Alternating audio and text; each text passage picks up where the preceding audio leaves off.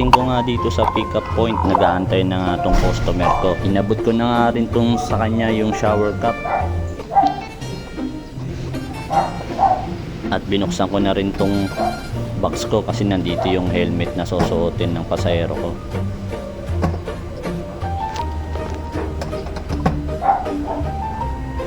Nang maisuot niya na nga tong helmet, ay agad-agad na nga rin siyang sumakay ng motor ko para makaalis na nga kami at makabiyahe na kami.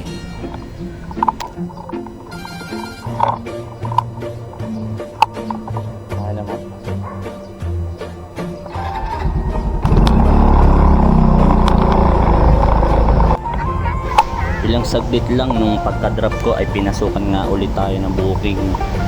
Papunta naman to ng Caloocan sa may Shakey's. Pagkaabot nga ng helmet ni ma'am ay agad-agad na nga rin siya nagbayad. 83 pesos nga lang tong pamasahe niya, ginawa niyang 100 pesos. Salamat ma'am sa tip.